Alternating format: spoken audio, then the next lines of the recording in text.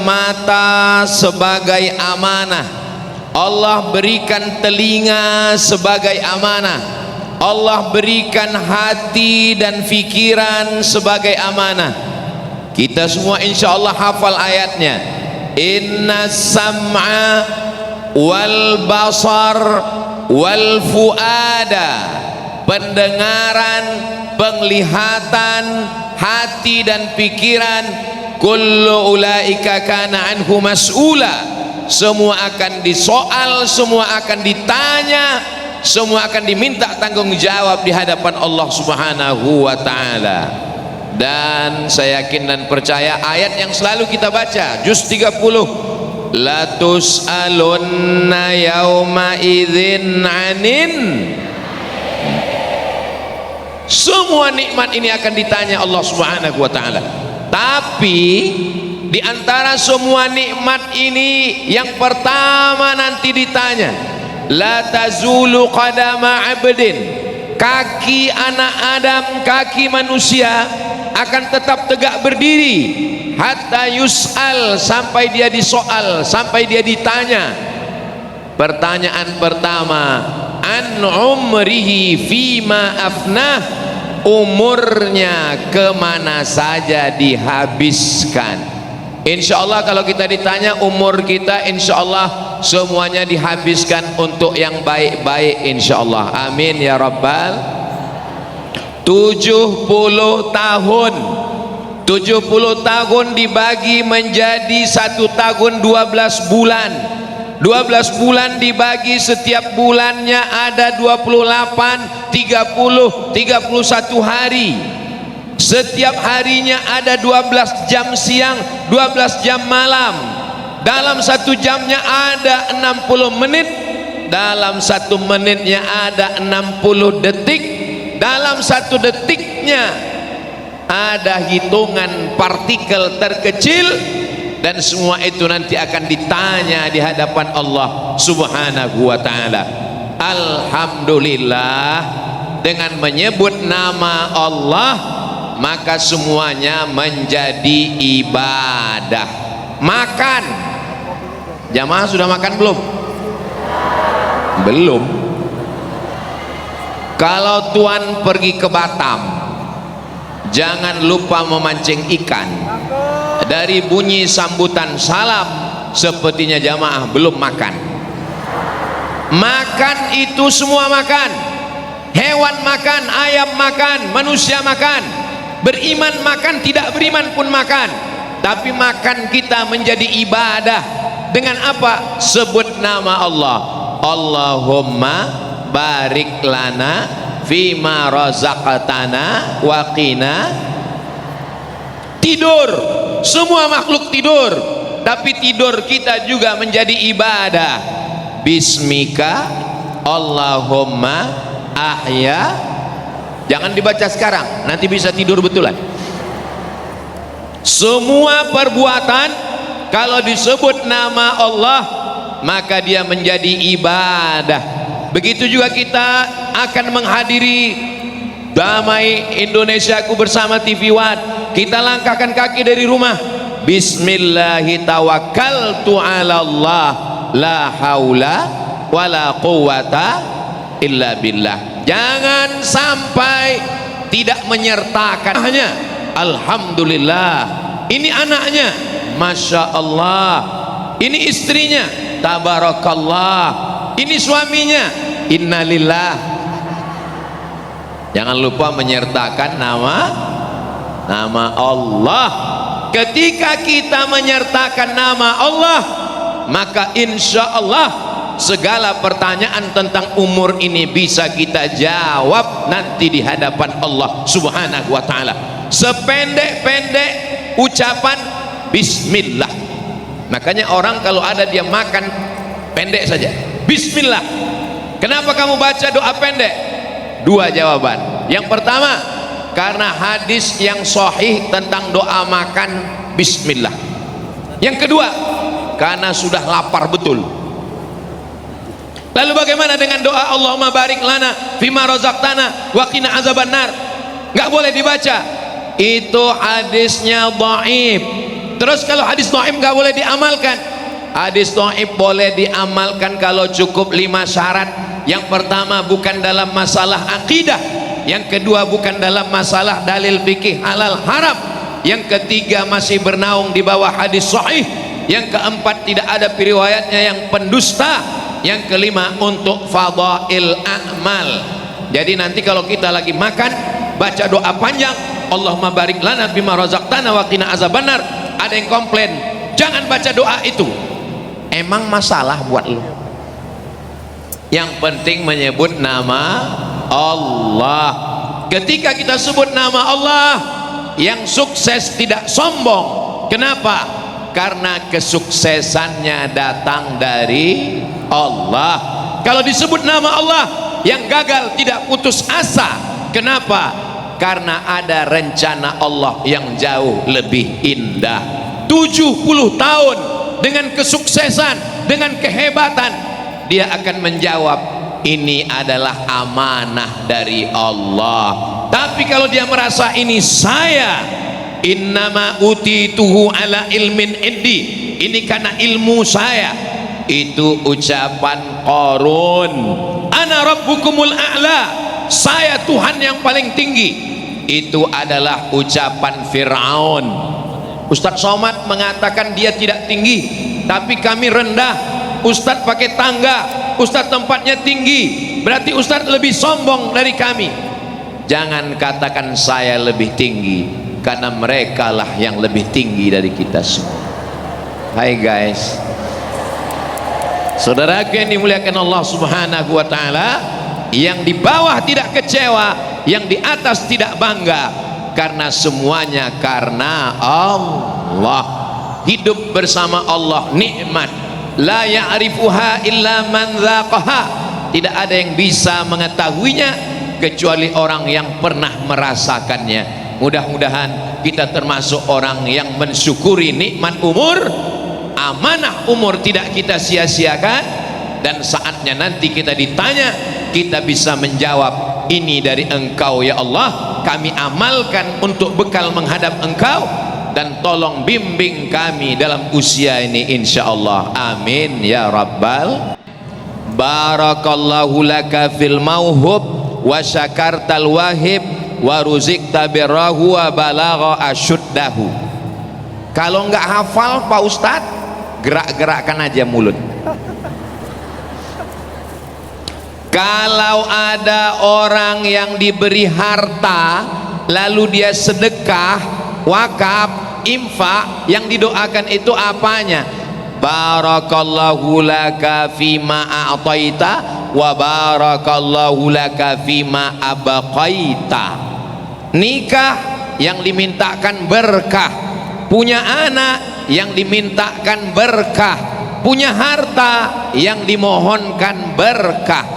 Bagaimana dengan orang yang bertambah usia, nambah umur, juga yang dimintakan adalah berkah. Barakallahu laka fi umrik, semoga Allah berikan berkah usia. Berkah itu apa? Kalau dalam tausiah Ustadz Somad seperti ada intonasi bertanya, seperti bunyi pertanyaan, gak usah cemas, gak usah khawatir. Kenapa? Nanti dijawab sendiri. Apa yang dimohonkan dalam berkah itu? Sama seperti minuman, botolnya 600 ml. Kira-kira airnya bisa ditambah atau tidak? Tidak bisa ditambah, karena botolnya sudah 600, gak bisa ditambah, mentok 600. Begitu jugalah usia, usia nggak bisa ditambah. Allah yang ngomong, idza jaa ajaluhum, kalau ajal sudah sampai, la yastakhiruna sa'atan, nggak bisa ditunda walau sesaat, wala yastaqdimun, tidak bisa juga dimajukan dimundurkan walau sesaat.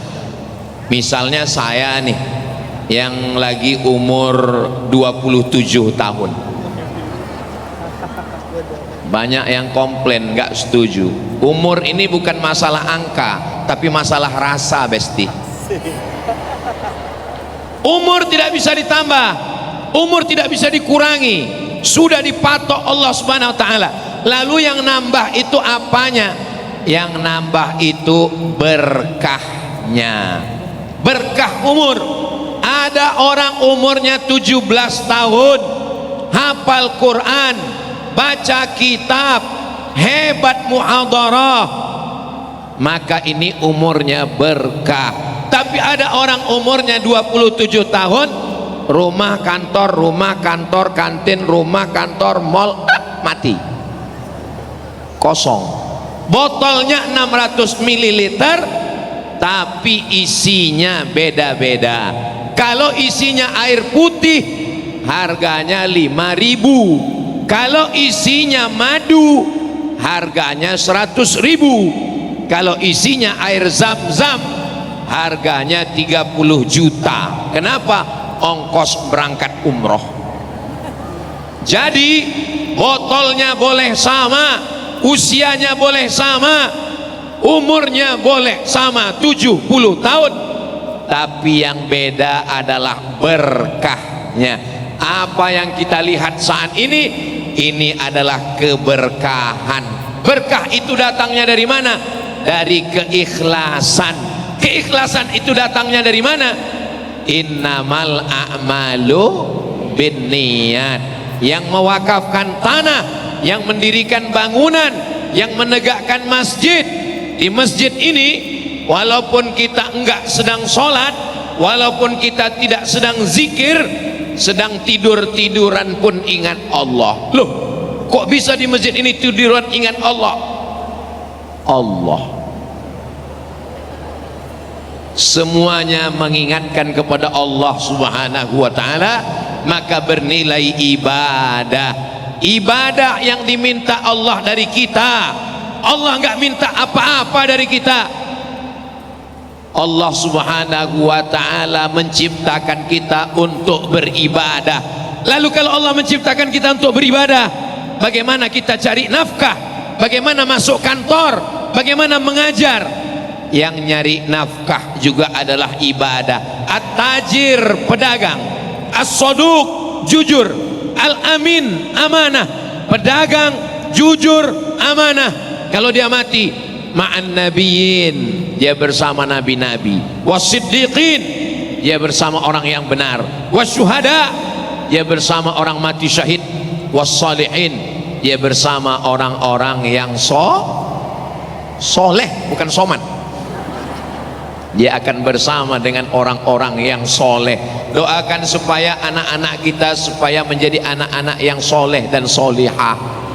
Karena orang yang soleh dan solihah yang didoakan di dalam solat, assalamu alayka ayyuhan nabiyyu wa rahmatullahi wa barakatuh, wassalamu alayna wa ala ibadillahis salihin. Ibu, bapak, kiai mendoakan saya dalam setiap solat. Solat zuhur tadi mendoakan saya, wassalamu alayna wa ala ibadillahis salihin. 2 kali tasyahud awal, tasyahud akhir. Ustaz Somad? Iya, saya mendoakan Ustaz 4 kali. Loh, kok 4 kali? Qul huwallahu ahad, Allahus somad. Itu bukan doa, itu ayat Al-Quran. Bagaimana dengan pemimpin, kepala daerah, kepala negara? Apakah dia sedang beribadah? Ya. Apa kata Nabi saat berkirim surat kepada Raja Romawi? Aslim, masuk Islam. Taslam, kau akan selamat. Aslim, masuk Islam. Falaka ajrani, kau dapat 2 pahala.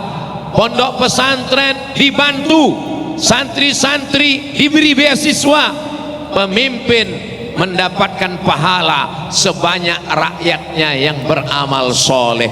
Tapi kalau sampai ada yang tidak bisa baca Quran, yang berbuat maksiat, yang tidak diberikan pengawasan, kullukum ra'in, setiap kamu adalah pemimpin, wa kullukum mas'ulun, setiap kamu nanti akan ditanya, diminta tanggung jawab. di hadapan Allah Subhanahu wa ta'ala. Kedipan mata adalah tasbih, hayunan tangan adalah tahmid, langkah kaki adalah takbir. Semua yang kita lakukan ini yang berada dalam ruang, tempat dan waktu, semuanya mesti bernilai ibadah. Barulah kita bisa selamat di hadapan Allah Subhanahu wa ta'ala. Tapi kalau ada orang mengatakan saya ini beribadah, dia sudah masuk dalam kategori sombong. La yadkhulul jannah, tidak masuk surga. Man kana fi qalbihi, siapa yang dalam hatinya mithqala abbatin min khardalin min kibrin, ada sombong sebesar biji sawi di dalam hati, maka Allah tidak memandangnya. Kita sholat, kita angkat tangan, tapi yang kita sebut nama Allah, Allahu Akbar, kita serahkan 4 kepada Allah. Inna sholati wa nusuki wa mahyaya wa mamati lillahi rabbil alamin. Semuanya akan mati. Orang kaya jangan kuat-kuat, nanti dia sakit hati, dia nggak sedekah. Orang miskin, pejabat, jangan kuat-kuat, nanti nggak cair APBN. Polisi, ada Bapak Kapolres. Tentara, ada Bapak Babinsa. Ustadz, astagfirullah. Pertanyaannya, apakah kita benar-benar mati seperti mikrofon ini mati? Alam yang kita lewati ada 5. Alam ruh, waktu saya masih ruh, bapak ibu ruh, waktu itu kita tidak mati. Wa idz akhadha rabbuka min bani adam min zuhurihim dzurriyyatahum wa ashhadahum ala anfusihim. Ingatlah ketika semua masih dalam bentuk ruh, Allah mengambil janji. Allah bertanya, alastu bi rabbikum, bukankah aku Tuhan kamu? Semua kita menjawab, bala syahidna. Jadi kalau begitu di alam ruh kita hidup. Dari alam ruh kita pindah ke alam rahim. Apakah di alam rahim kita hidup? Ya, karena ibu ngomong, papa, ini kakinya udah mulai nendang-nendang. Kenapa? Kayaknya calon pemain sepak bola. Anak di dalam rahim hidup, pindah ke alam ketiga. Inilah alam dunia. Apakah bapak masih hidup? Masih. Kadang di pengajian ada yang hidup setengah mati. Pakai ilmu padi, makin berisi makin menunduk. Di alam dunia kita hidup, masuk alam yang keempat.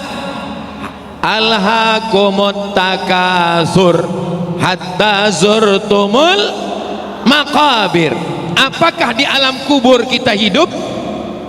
Ya, di alam kubur kita hidup. Mana buktinya? Karena kalau lewat kubur kita mengucapkan salam. Assalamualaikum ya ahla diyar minal mu'minin wa inna insyaallah bikum lahiqun yarhamullahul mustaqdimina wal mustakhirin nas'alullah lana wa lakumul afiyah. Doanya panjang. Itu yang diajarkan Nabi. Tapi kenapa Ustadz kami ngajarkan pendek? Assalamualaikum ya ahlal kubur.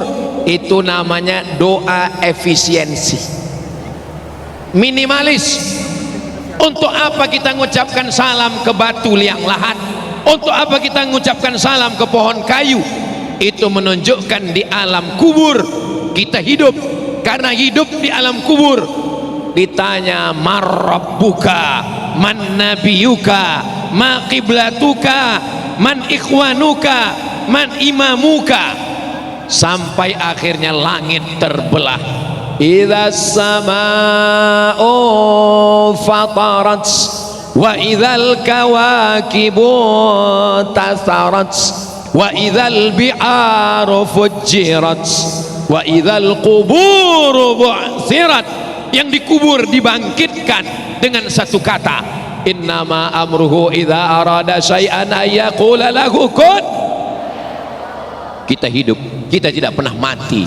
Dalam 5 alam kita hidup: alam roh hidup, alam rahim hidup, alam dunia hidup, alam barzah hidup, alam akhirat hidup. Lalu yang dimaksud mati itu apa? Keluar ruh dari jasad, pindah dari alam dunia ke alam kubur. Orang menyebutnya mati, padahal sebenarnya kita hidup.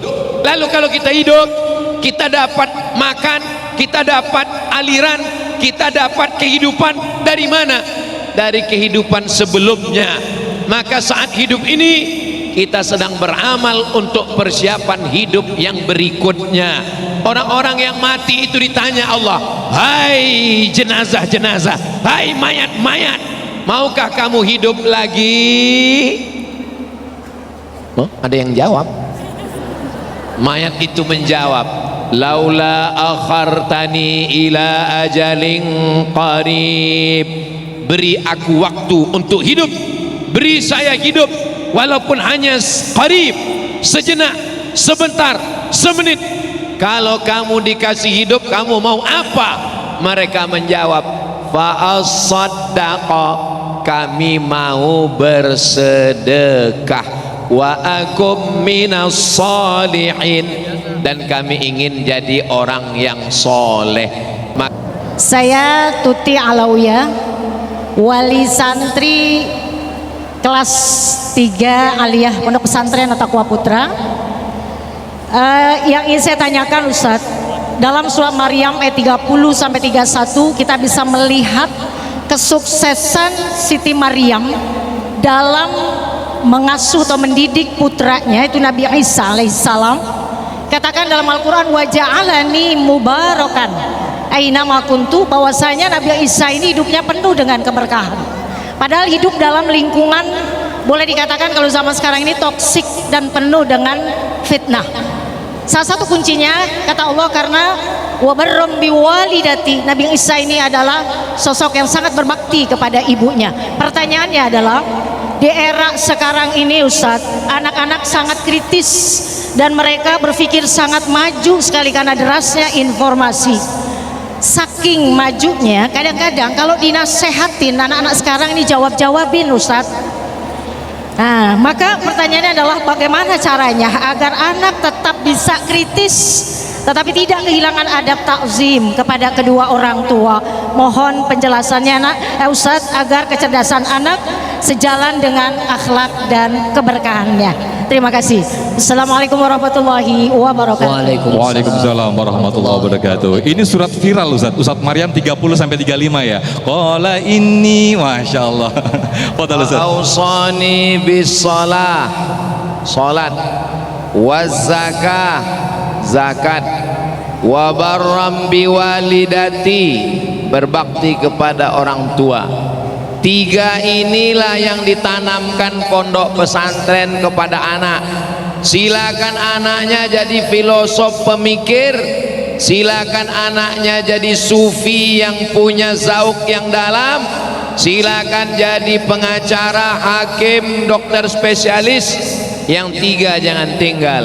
Wa ausani bis shalah, hubungan dengan Allah, waz zakah, hubungan dengan manusia, wa barram biwalidati, hubungan dengan orang yang selevel di bawah Allah. Wa qada rabbuka alla ta'budu illa iyyah wa bil walidaini ihsana. Seorang anak cerdas, dokter, terjun dari lantai 18 apartemen. Kenapa? Ibunya ngaku, karena saya meninggalkan dia. Berdosakah saya Pak Ustadz? Hubungan ibu jangan sampai putus dengan anak. Wa barram biwalidati. Kalau putus yang 3 ini, manusia mati di apartemen, bunuh diri karena makan pil anjing gila, karena pakai sabu-sabu narkoba, karena kehilangan 3. Insya Allah anak-anak kita tidak akan kesepian di tengah keramaian. karena dia mengamalkan yang tiga sesuai dengan ayat yang ibu baca, wa aqamas shalah wa ataz zakah wa barram biwalidati. Silakan terbang sejauh mata memandang, tapi hidupnya akan berkah karena dia akan kembali pulang. Tiga ini yang melekat dalam diri anak-anak ibu bapak semua, insyaallah. Amin. Assalamualaikum warahmatullahi wabarakatuh. Waalaikumsalam warahmatullahi wabarakatuh. Nama saya Triani, saya pecinta at-taqwa. Yang saya tanyakan Ustadz, bagaimana tips menata amal soleh anak di usia sekolah, dan bagaimana apa saja ilmu yang wajib dituntut oleh umat Islam di zaman sekarang selain ilmu agama? Sekian pertanyaan saya, terima kasih. Wassalamualaikum warahmatullahi wabarakatuh. Waalaikumsalam warahmatullahi wabarakatuh. Fadhal Was. Malaikat Jibril datang kepada Nabi Muhammad SAW bertanya tentang tiga pertanyaan. Yang pertama, akhbirni anil Islam, anta syahada an la ilaha illallah wa anna muhammadar rasulullah wa tuqima shalah wa tu'tiya zakah wa tasuma ramadan wa tahujjal baita in istata'ta ilaihi sabila. Ini disusun dalam satu ilmu namanya ilmu fikih. Fikih taharah, fikih salat, fikih zakat, fikih jihad, fikih siasah, fikih jinayah, fikih siasah. Ini namanya fikih. Fikih kita bermazhab Imam Syafi'i. Yang kedua, akhbirni anil iman, antum mina billah wa malaikatihi wa kutubihi wa rusulihi wal yawmil akhir wa bil qadari khairihi wa syarrihi. Ini disusun dalam ilmu namanya ilmu aqidah. Ilmu aqidah kita mengikut Imam Abil Hasan Al-Asy'ari. Wujud qidam baqa mukhalafatu lil hawadisi qiyamuhu binafsihi wahdaniyah qudrat iradat. Yang ketiga, akhbirni anil ihsan. Ihsan inilah yang disebut dengan tasawuf. Man safa qalbuhu lillah, mensucikan hati dari hasad, dengki, dendam, khianat. Setelah hatinya bersih, diisi dengan zikir, ridha, qanaah, tawakal. Setiap muslim wajib punya yang tiga ini. Setelah itu terserah bakatnya masing-masing. Anak ibu kemana-mana bawa jarum suntik, masukkan fakultas kedokteran. Anak bapak kemana-mana bawa martil, masukkan fakultas hukum, dia mau jadi hakim konstitusi. Anak ibu suka berenang, angkatan laut. Anak bapak suka main bola, pengurus PSSI. Silakan bakatnya masing-masing. Saya tidak paksa anak saya untuk ke Mesir, untuk ke Maroko, untuk ke Sudan. Kalau dia nggak mau, dia bakatnya apa sesuai. Yang penting yang tiga itu sudah ada. Adapun sekolah nggak ada tawar menawar. Anak cuman boleh di rumah TK, SD, SMP, SMA wajib mondok. Kita nggak bisa ngawal anak kita. Judi online, game online, cewek online, hancur anak-anak kita. SMP, SMA wajib mondok. Anak saya, ponakan saya wajib mondok. Yang nggak mondok dicoret dari kakak. Ustadz keras, ustadz tegas. Lebih baik nangis sekarang daripada nangis 20 tahun lagi karena LGBT, karena narkoba, karena geng motor, macam-macam perbuatan maksiat. Islam ini datang untuk menjaga anak-anak kita.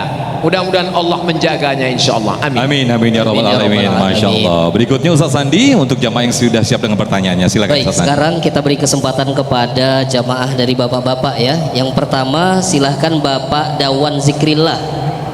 Bapak Dawan Zikrillah dipersilakan berdiri dan menyampaikan pertanyaannya. Assalamualaikum Ustadz Abdul Somad. Waalaikumsalam warahmatullahi. Saya Dawam, alumni At-Taqwa 2013. Saya ingin bertanya terkait usia muda Ustadz.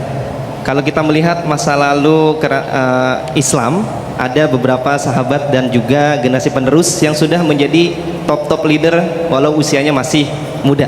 Nah, pertanyaan saya itu bagaimana caranya generasi sekarang, santri-santri At-Taqwa ini bisa seperti para sahabat dan generasi penerus yang sudah bisa menjadi top leader walau usianya masih muda. Sekian Ustadz pertanyaannya. Terima kasih. Assalamualaikum warahmatullahi wabarakatuh. Waalaikumsalam warahmatullahi wabarakatuh. Nabi meninggal umur Abdullah bin Abbas 15 tahun. Umur Anas bin Malik 20 tahun. Umur Abdullah bin Umar 18 tahun. Usamah bin Zaid diangkat menjadi panglima perang, umurnya 18 tahun. Pembebas Konstantinopel Muhammad Al-Fatih menjadi panglima perang, umurnya 19 tahun. Penakluk Konstantinopel. Anak sekarang kalau ditanya umur kamu berapa? 19 tahun. Sudah berapa yang kamu taklukkan? Hati dia. Bagaimana cara menanamkan ini? Nabi tidak pakai teori. Teorinya enggak terlalu banyak. Alimu auladakum as-sibahah war-rimayah. Ajarkan anak-anak kamu berenang dan memanah. Saddidu, tepatkan anak panah kamu. Allahumma saddid sahmahu, tepatkan anak panahnya. Anak yang sudah akil balik dibawa ikut perang Badar, perang jihad fisabilillah. Jadi anak-anak kita ini jangan terlalu banyak diajar berteori, langsung praktek. Pondok pesantren ada kebun, ada ternak, ada kolam, maka dia langsung. Sekarang kita perhatikan Fakultas Pertanian beternak di atas kertas, presentasi makalah hebat, IP 4, nilai A. Anak Fakultas Pertanian gak pernah megang tanah sama sekali. Maka kita seimbangkan antara teori dengan praktek. Ada tantangan, dan yang bisa melakukan itu adalah anak-anak yang dibimbing oleh para kiai, para alim, para ulama. Dulu santri-santri dibawa kiai ke sawah, dibawa ngurus kuda, dibawa ternak sapi, maka mereka sudah dilatih menjadi pemimpin masa depan. Kita doakan anak-anak kita melanjutkan tongkat estafet kepemimpinan Indonesia Emas 2045. Amin. Bismillahirrahmanirrahim. Assalamualaikum warahmatullahi wabarakatuh. Waalaikumsalam. Ustadz izin bertanya, saya Rifah Purnamasari, perwakilan dari Jemaah Majelis Taklim At-Taqwa, izin bertanya terkait dengan saya juga mewakili para orang tua. Saya ingin memondokkan anak saya di pondok pesantren, tapi ada rasa kekhawatiran terkait dengan apakah nanti bagaimana dengan anak saya ketika setelah mondok dari pesantren. Kekhawatiran akan bayang-bayang bahwa semua anak pesantren image-nya itu adalah soleh, tapi pada faktanya mungkin ada hal-hal yang di luar daripada dugaan itu. Apakah jika dari pesantren itu anak kita benar-benar menjadi anak yang soleh dan diberkahi? Demikian pertanyaannya. Terima kasih. Assalamualaikum warahmatullahi wabarakatuh. Waalaikumsalam warahmatullahi wabarakatuh. Fadal Uwas. Ada target orang masukkan anak mondok supaya hafal Quran. Ada target orang mondokkan anak supaya bisa baca kitab. Ada orang nargetkan anak di pondok supaya dia bisa jadi pemimpin, leadership. Tapi sekarang ada orang tua yang cita-citanya sederhana saja. Kamu kenapa mondokkan anak? Supaya 3, enggak nonton TV, enggak main handphone, enggak ngerokok. Jadi setiap pondok, kita kadang pergi ke pondok mahal, isinya anak pejabat, anak orang kaya. Tamat pondok enggak bisa baca kitab, enggak bisa hafal Quran. Karena memang target orang tuanya cuma 3, supaya anak saya enggak main handphone, enggak main gadget, enggak pacaran, enggak kenal perempuan, dan enggak habis waktunya di depan drakor dan cita-citanya tidak ingin jadi. Saudaraku yang dimuliakan Allah Subhanahu wa taala, jangan khawatir mondokkan anak. Saya nggak mau anak saya mondok nanti kurus kayak Ustadz Somad. Ini bukan karena mondok, memang sudah takdir Allah Subhanahu wa taala. Insya Allah anak ibu yang di pondok dibangunkan jam 3 malam, sholat tahajud, subuh berjamaah, ngapal Quran, ngulang hafalan yang lama, nambah hafalan baru, masuk sekolah, ijazah formal diakui Kementerian Agama dan Diknas, zuhur berjamaah, asar berjamaah, tetap ikut pramuka, tetap olahraga, tetap main bola, dan mensupport Argentina dan Spanyol, dan tetap sholat maghrib, tetap sholat isya, tidurnya 10 malam, selamat dari handphone, selamat dari judi online. Begitulah anak di Indonesia dididik. Tapi pendidikan pesantren bukan kun fayakun. Sebetulnya wajib mendidik anak itu ibu dan bapak, tapi karena bapak sibuk, ibunya wanita karir, maka dia serahkan ke pondok pesantren. Ini ikhtiar kita, ini usaha kita, ini doa kita. Tiap malam ibu tetap tahajud mohon pada Allah supaya anaknya dijaga Allah Subhanahu wa taala. Waalaikumsalam warahmatullahi wabarakatuh. Assalamualaikum Tuan Guru. Perkenalkan, nama saya Sutrisno Abdul Majid dari Kebalen, alumni At-Taqwa tahun 2018. Masya Allah. Tuan Guru izin bertanya. Ya, silakan Mas Sutrisno. Ya Tuan Guru izin bertanya, mohon izin Guru bertanya, bagaimana cara mengatasi penyesalan masa lalu karena merasa banyak menghabiskan usia dalam kelalaian, dan bagaimana memulai hijrah yang istiqomah di sisa umur kita yang ada? Terima kasih Tuan Guru, mohon jawabannya. Terima kasih. Syukran, jazakumullah khairan. Penyesalan di dalam hati bukan dihilangkan, tapi penyesalan itu justru dimunculkan, dijaga, dimanage. Karena syarat taubat ada 3. Yang pertama, an-nadamu fil qalbi, menyesal dalam hati. Yang kedua, al-iqraru bil lisani, dinyatakan dengan lidah. Astaghfirullah Rabbal baraya, astaghfirullah minal khataya. Menyesal dalam hati, dinyatakan dengan lidah. Yang ketiga, al-itmaru alla ya'uda ilaihi abadan, tekad kuat untuk tidak kembali kepada perbuatan dosa. Jadi kalau ada penyesalan bukan dibuang, penyesalan itu menjadi pemicu, penyesalan itu menjadi cambuk. Saya nyesal sudah menyia-nyiakan waktu, maka setelah taubat saya mesti mengisi waktu. Saya nyesal sudah buang-buang uang, mubazir. Setelah taubat saya pakai uang ini untuk zakat, wakaf, infak dan sedekah. Adapun step-stepnya, ma min muslimin yuznibu dzamban, kalau ada orang silap, khilaf, buat dosa, yang pertama ya tatahhar, mandi taubat. Gak bisa mandi, wudu. Gak bisa wudu, tayamum. Gak bisa tayamum, kita mandikan mandi jenazah.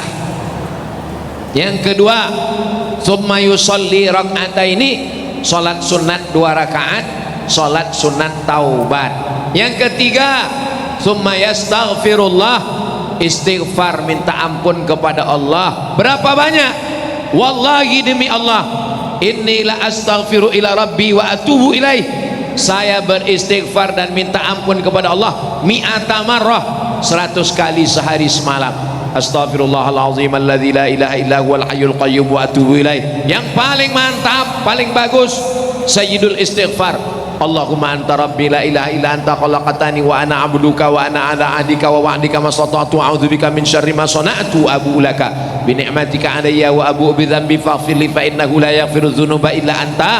Ambil dari internet, print, tempel di dekat kompor, sambil masak sambil baca Allahumma anta rabbi. Enggak hafal-hafal, bakar, masukkan ke kopi, insya Allah TBC. Mudah-mudahan taubat kita diterima Allah Subhanahu wa taala. Amin. Hatta ibu minaz dzambi kama la dzambalah. Orang yang bertaubat seperti enggak ada dosa sama sekali. Ya Allah, terimalah taubat kami, taubat nasuha insyaallah. Amin ya rabbal alamin. Teman saya sudah S3, saya masih S teler, S cendol, S doger, S Bandung. Teman saya sudah jadi orang kaya, saya kok masih belum. Akhirnya kita hanya menyalahkan diri sendiri, putus asa, depresi, anxiety, bunuh diri. Kita hanya disuruh Allah 3. Yang pertama berusaha, yang kedua berdoa, yang ketiga bertawakal. Kalau berhasil berarti Allah setuju, kalau nggak berhasil berarti rencana Allah jauh lebih indah. Ana inda husni zanni abdi bi. Aku, kata Allah dalam hadis qudsi, menurut prasangka hambaku kepadaku.